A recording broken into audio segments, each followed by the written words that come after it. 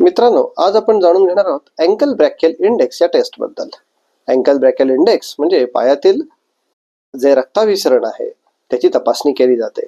ही तपासणी सर्वसाधारणपणे blood pressure ज्या पद्धतीने तपासतो तशीच असते, मात्र त्यासाठी एक व्हस्क्युलर डॉपलर नावाचे एक विशिष्ट उपकरण वापरलं जातं, जेणेकरून रक्तवाहिन्यांमधून रक्तपुरवठा होत असताना होणारा आवाज आणि त्या सहाय्यानं रक्ताभिसरणाचं प्रमाण मोजलं जातं. या ट्रीटमेंटचा मुख्य उद्देश काय आहे, तर रक्तवाहिन्यांची स्थिती जाणून घेणे.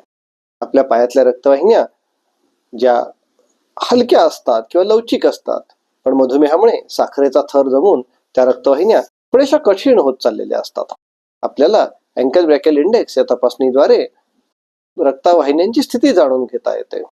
सर्वसाधारणपणे शीतावरून भाताची परीक्षा असं जे म्हणलं जातं, त्यामुळे जी परिस्थिती पायामध्ये रक्तवाहिन्यांची असेल, थोड्याफार फरकानं तीच परिस्थिती हृदयामधील रक्तवाहिन्या, मेंदूतील रक्तवाहिन्या, लिव्हर मधील रक्तवाहिन्या, डोळ्यातील रक्तवाहिन्या यांची पण असणार आहे.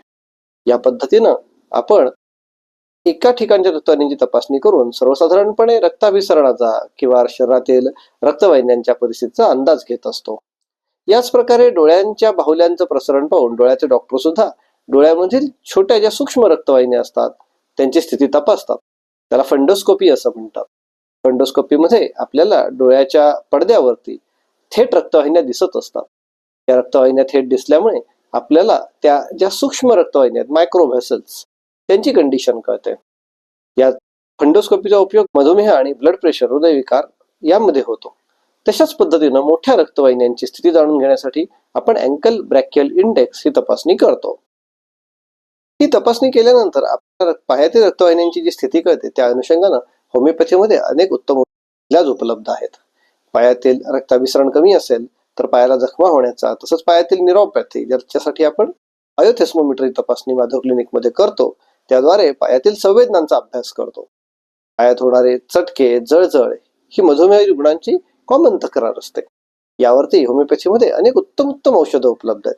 जसं की आर्सेनिकम अल्बम आहे, की जो मनुष्य फार फॅस्टिडियस आहे, सगळं ठीक जागच्या जागी लागतं आणि अनेक दीर्घ काळापासून ज्याला मधुमेह आहे त्याच्या पायाची होणारी जळजळीसाठी आम्ही आर्सेनिकम अल्बम वापरतो.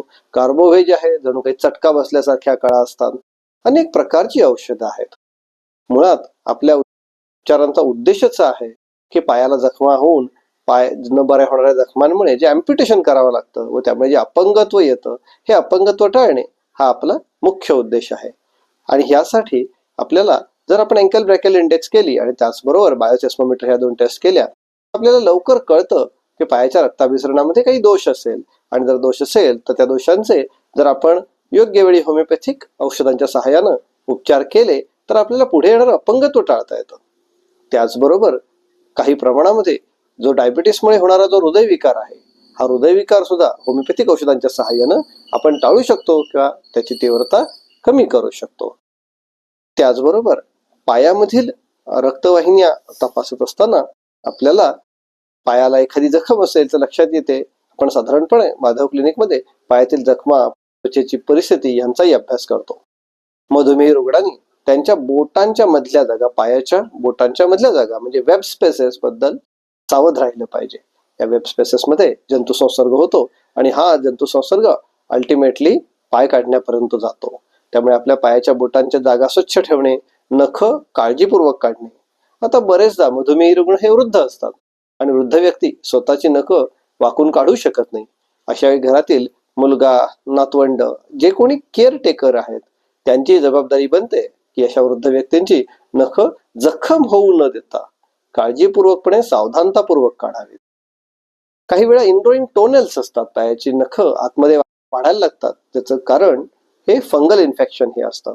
अशा वेळी होमिओपॅथीमध्ये खूप चांगली औषधं उपलब्ध आहेत. सिलिशिया, थुर्जा, ग्राफायटिस, कल्केरिया कार्प, कल्केरिया फॉस, सिलिका या सगळ्या औषधांमुळे आपण ही पायाला होणारी फंगल इन्फेक्शन्स जी आहेत, जंतुसंसर्ग आहेत, इनग्रोइंग टोनेल्स आहेत, आपण टाळू शकतो. अपंगत्वापासून आपण वाचू शकतो. त्यामुळे सर्व मधुमेहींनी याचा जरूर लाभ घ्यावा. अधिक माहितीसाठी आमच्या माधव क्लिनिकला भेट द्या. धन्यवाद.